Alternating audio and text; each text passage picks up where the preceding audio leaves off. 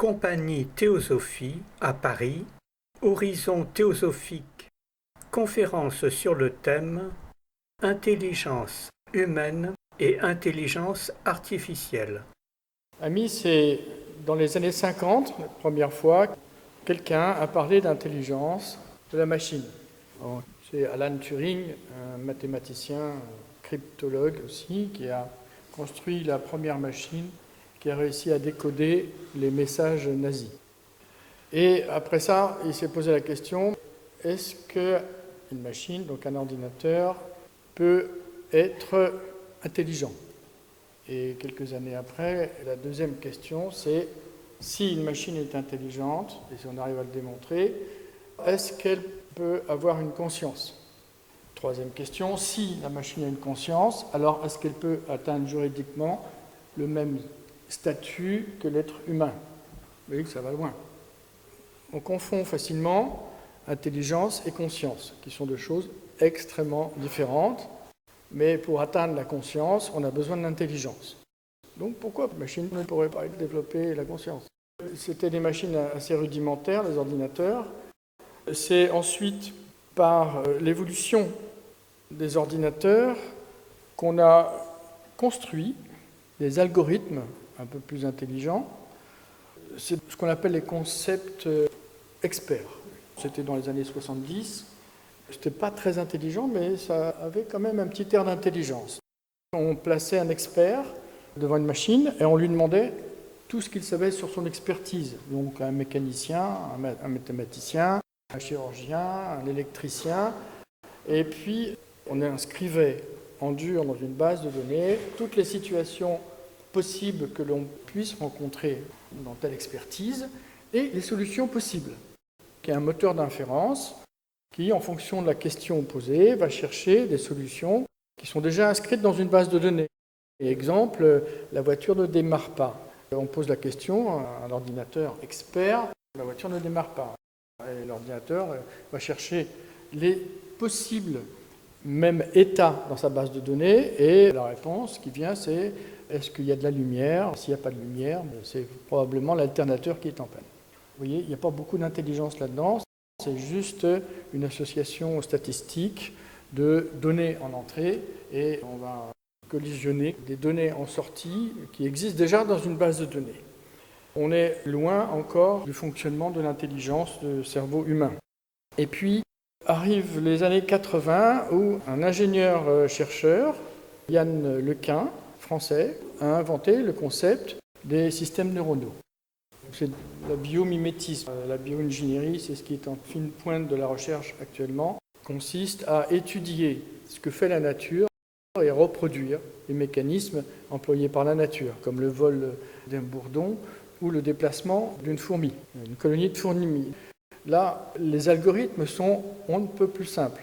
On ne peut même plus parler d'algorithmes, c'est juste des couches logicielles qui ne savent faire que trois choses, additionner, soustraire et comparer, c'est tout.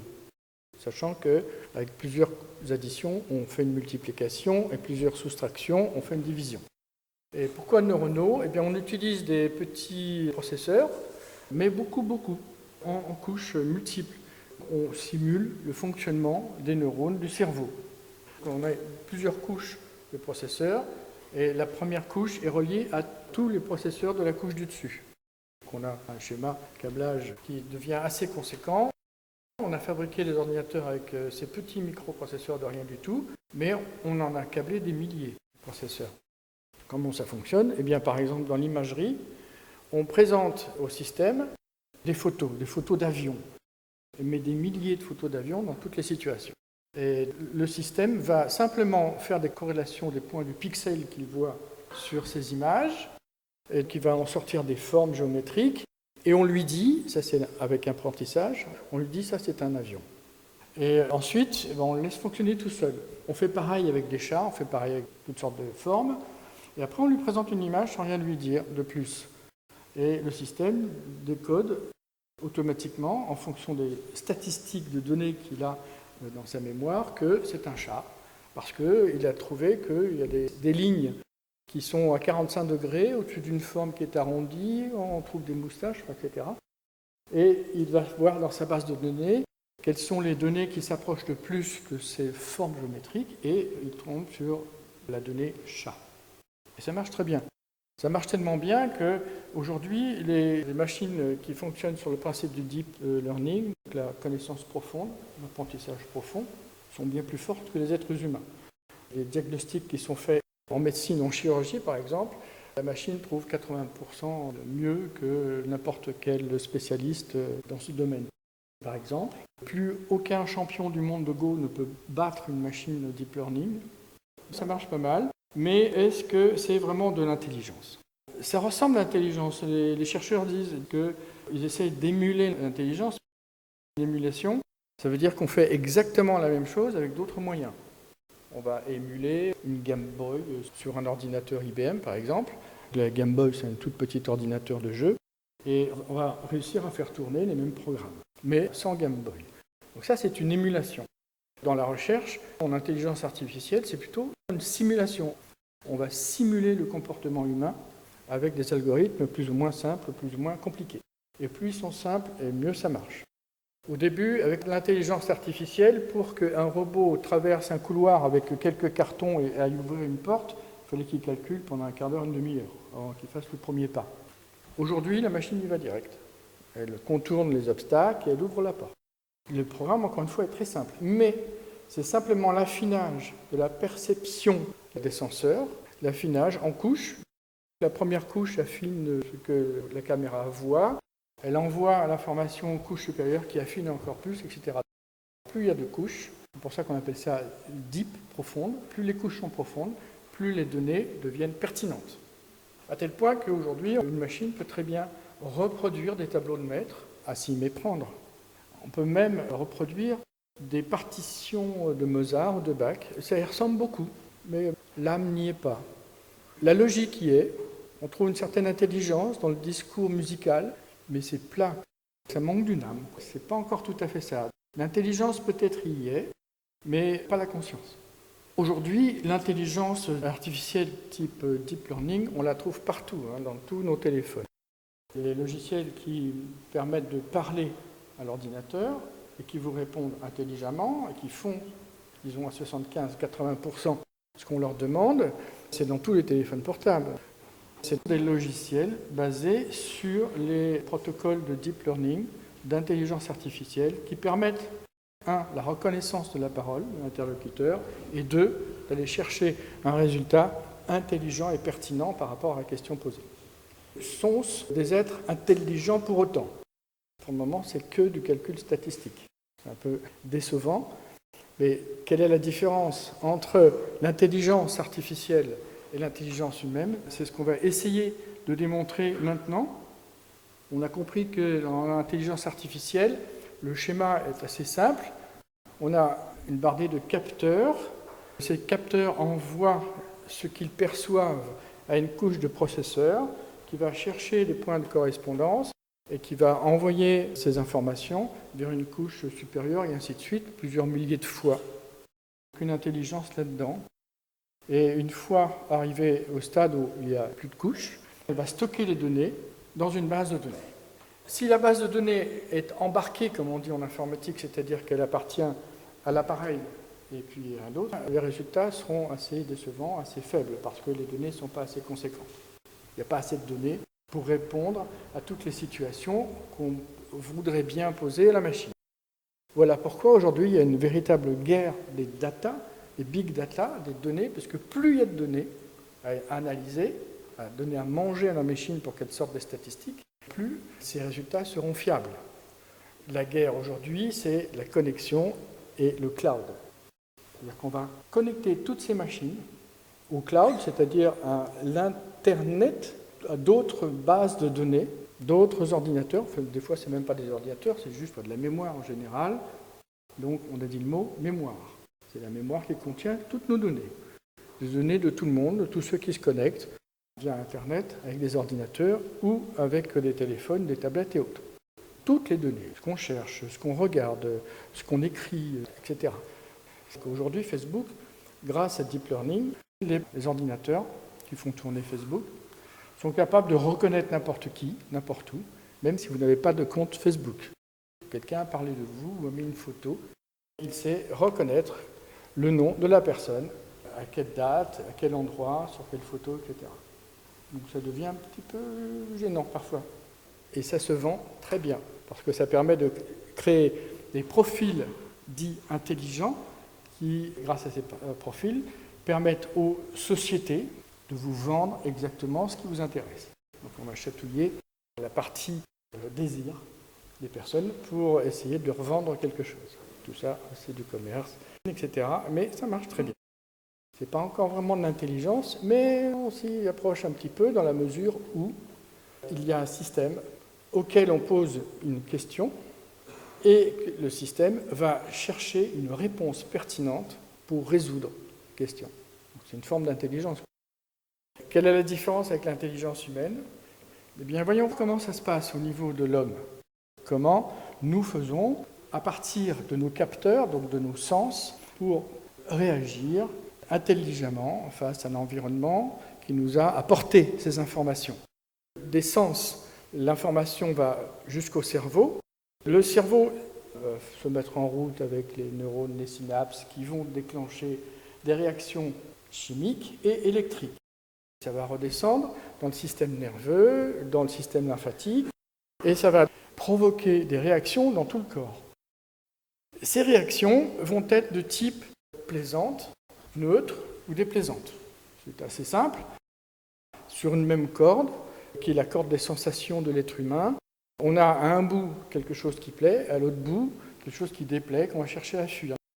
Mais c'est la même corde. Au niveau des sensations, au niveau du ressenti, c'est la même corde qui attache l'être humain de la même façon, qu'il s'attache du côté plaisant ou du côté déplaisant.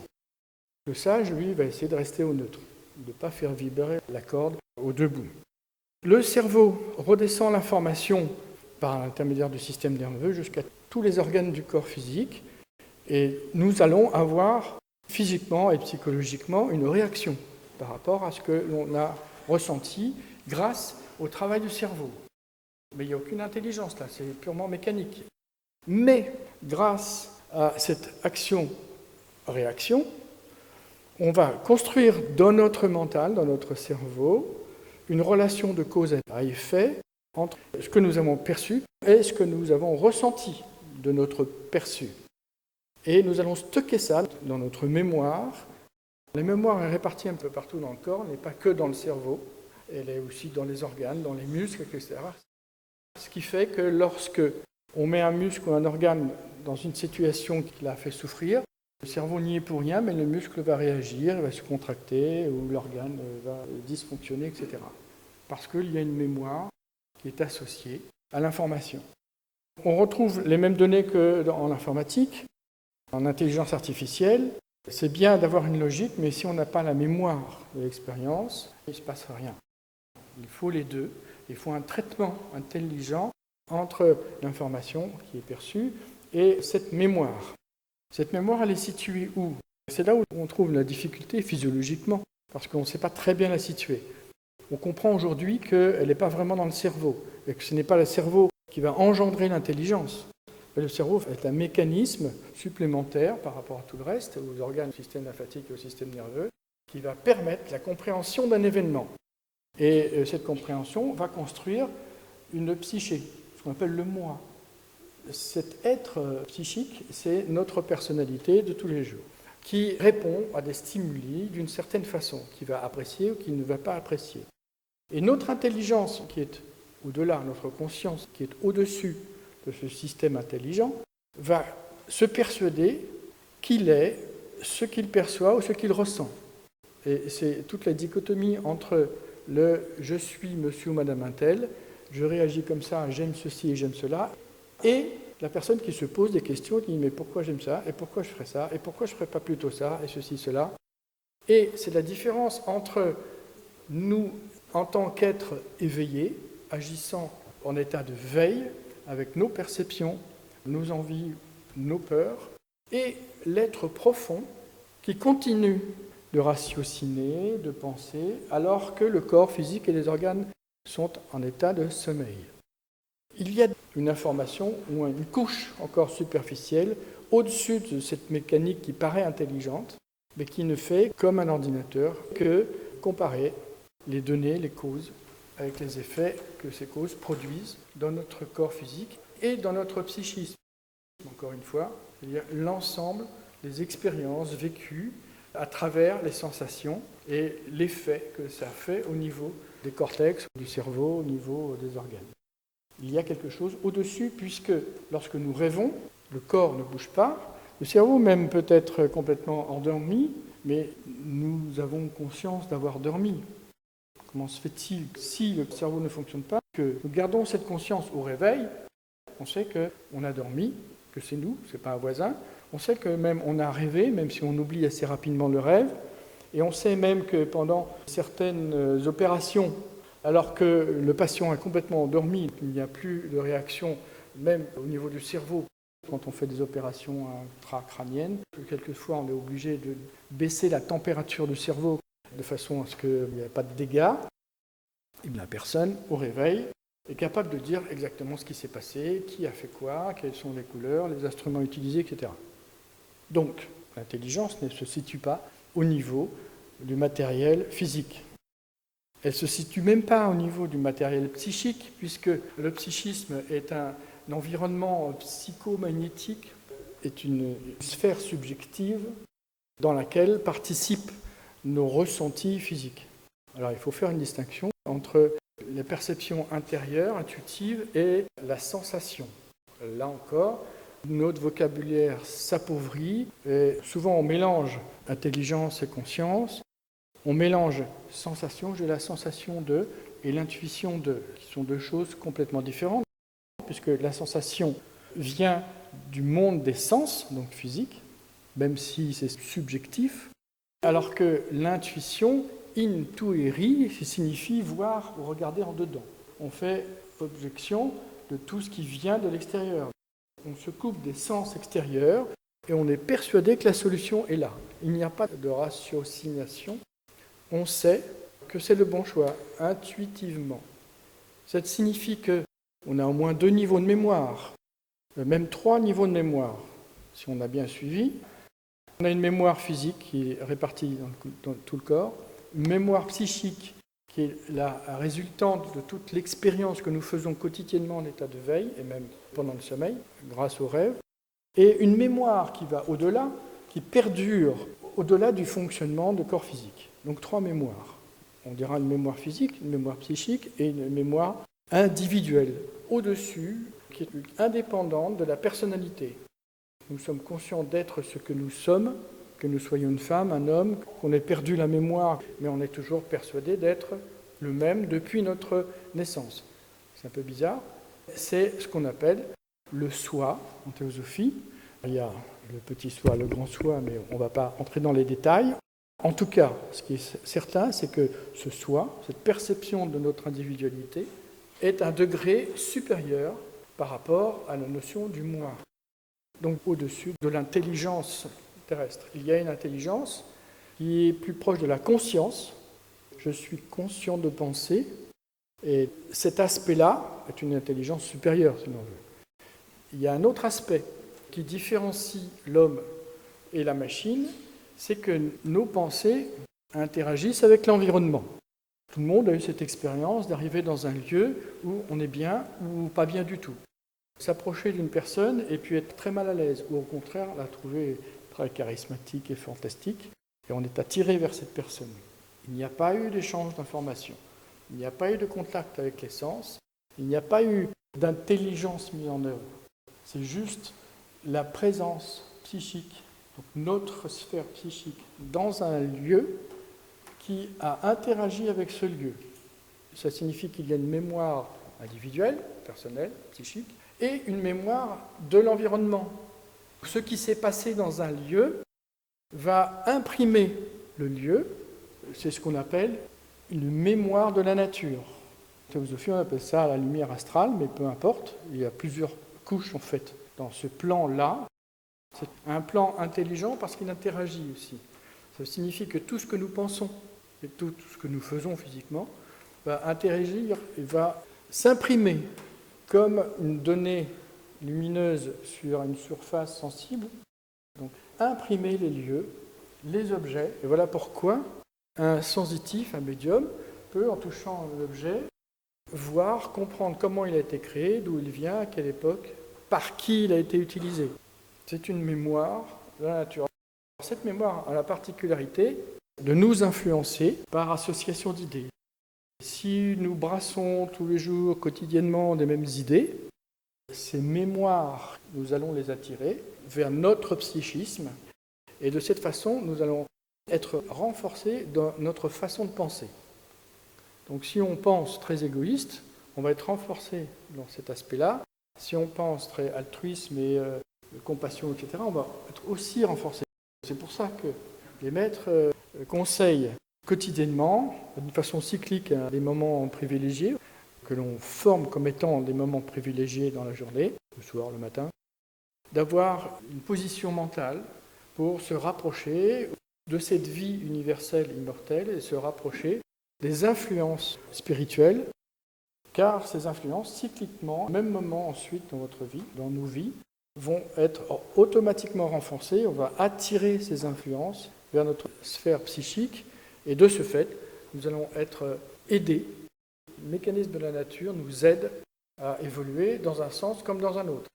Mais ça signifie qu'il y a aussi une intelligence interactive entre nous, ce que nous faisons, ce que nous pensons, une interaction avec tout l'environnement. Est-ce qu'une machine est capable de faire ça?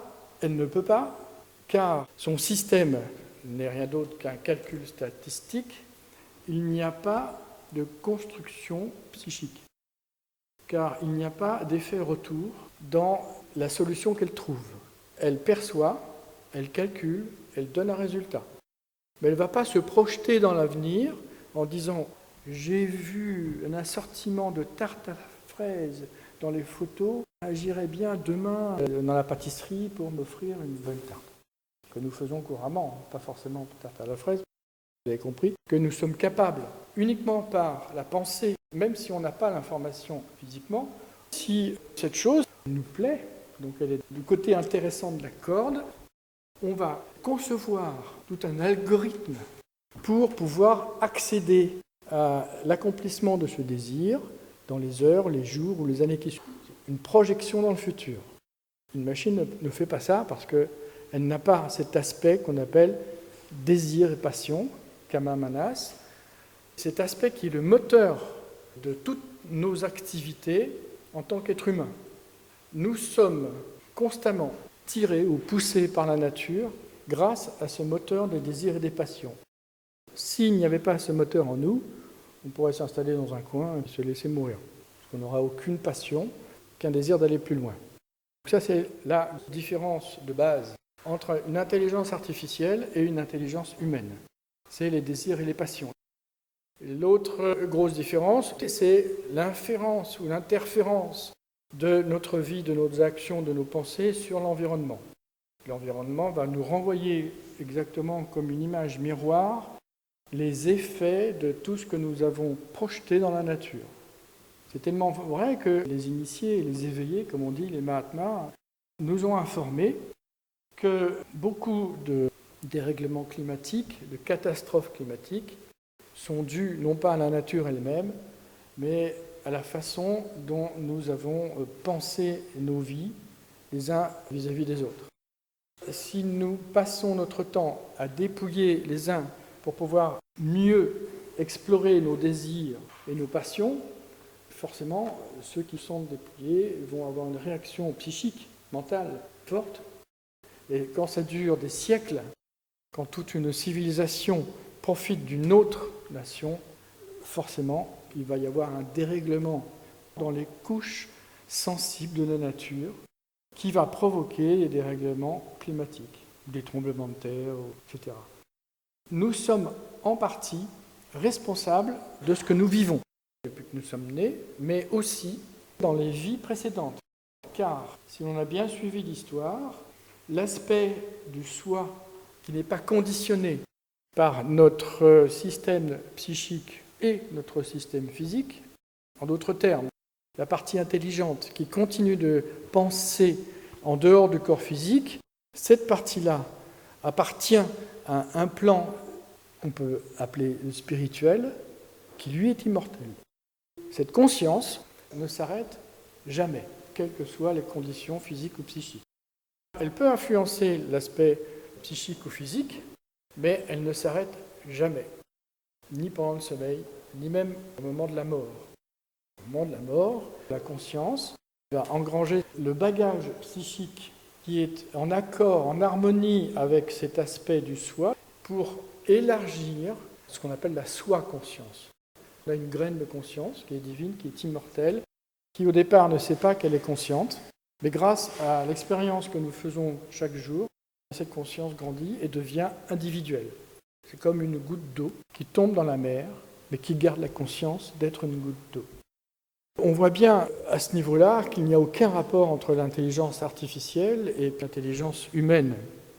On a vu qu'il y a au moins 3 plans de mémoire qui font qu'on a une conscience, des causes que nous générons jusqu'aux effets que nous ressentons. On a le plan physique, le plan psychique, le plan astral, le cloud, si on veut, où toutes les données de tout le monde se retrouvent, où il y a plusieurs couches. Et puis enfin, le plan spirituel. Donc ça, ce sont les mémoires, la super data, si l'on veut. C'est grâce à ces mémoires que les civilisations avancent, que nous évoluons individuellement, car évidemment, ces mémoires ont une influence sur nous-mêmes en tant qu'individus et en tant que personnalité. Donc l'homme apparaît un peu comme un atome. On a la périphérie, l'essence, les électrons qui tournent autour d'un centre, d'un noyau, un cœur, qui lui perdure, quel que soit l'état des électrons qui tournent autour. On peut changer l'état, le rapprocher du noyau, les éloigner, les énergies vont changer, donc nous allons changer de personnalité. Aujourd'hui, nous sommes une femme, demain, nous serons un homme. Nous nous incarnons en tant que Palestiniens, ou en tant qu'Hébreux, en tant qu'Américains, etc. Tout ceci, ce sont des expériences dont la conscience a besoin pour s'ouvrir sur un état de connaissance et de conscience toujours plus large. Une conscience n'a pas de sexe, n'appartient pas à une nation, elle n'appartient pas à une religion particulière. Sur ce plan-là, elle est neutre, elle est juste immortelle. Mais pour devenir un centre d'intelligence et de conscience, elle doit parcourir les expériences que nous vivons tous les jours. La conscience du stade minéral passe ensuite au stade animal. De l'animal, la conscience passe au stade humain. Et du stade humain, elle passera ensuite à un stade divin. Ceux qui nous ont montré cette voie, ce sont ce qu'on appelle les frères aînés de l'humanité, les initiés, les Jésus, les Bouddhas, Mahomet, peu importe. Ce sont des frères qui ne peuvent pas vivre à notre place et qui nous montrent le chemin et les dangers de certaines voies que nous empruntons, mais ils ne peuvent pas faire évoluer notre conscience à notre place. Voilà pourquoi la théosophie prévient que des fausses croyances, comme la rémission des péchés par l'intermédiaire de quelqu'un d'autre, qui sont des croyances qui sont extrêmement graves, car elles retirent la responsabilité de chacun. Il est trop facile de dire « je peux vivre comme je veux, il suffit qu'à la fin je croie que Jésus est mort sur la croix pour la rémission des péchés, pour que j'aille au paradis ». C'est grave, car moralement, que penser de ceux qui ont souffert des actions néfastes de ces personnes? Est-ce que leur souffrance est méritée? On peut voir toutes les horreurs qu'on peut imaginer aujourd'hui. Pour les questions d'harmonie de la nature, c'est impossible. Voilà pourquoi nous sommes, en tant qu'émetteurs de causes, responsables de ce qui nous arrive aujourd'hui et co-responsables. Il y a une répartition des responsabilités qui fait que nous sommes collectivement responsables de ce qui nous arrive. Voilà pourquoi les éveillés, comme on dit, les Mahatmas, les grandes âmes, nous préviennent que, étant responsables de notre évolution, individuellement et collectivement, étant responsables de la souffrance qui existe dans l'humanité aujourd'hui, nous devons être conscients qu'il existe une loi qui va chercher constamment à réharmoniser, à rééquilibrer ces énergies. On la voit très bien en astronomie, on peut le voir avec nos yeux physiques, comment les choses se rééquilibrent dans l'univers. C'est vrai aussi sur le plan psychique et encore plus sur le plan spirituel, car c'est la loi des lois, c'est la compassion. La compassion, c'est l'harmonie et c'est l'amour. Ces lois sont universelles et on ne peut pas passer outre. C'est ces lois qui font qu'un univers existe en tant que tel. On le sait bien en astrophysique, on a bien compris que les règles qui ajustent les éléments pour que nous devenions des êtres humains sont d'une précision jamais atteinte dans l'univers. Enfin si, justement, c'est la seule précision.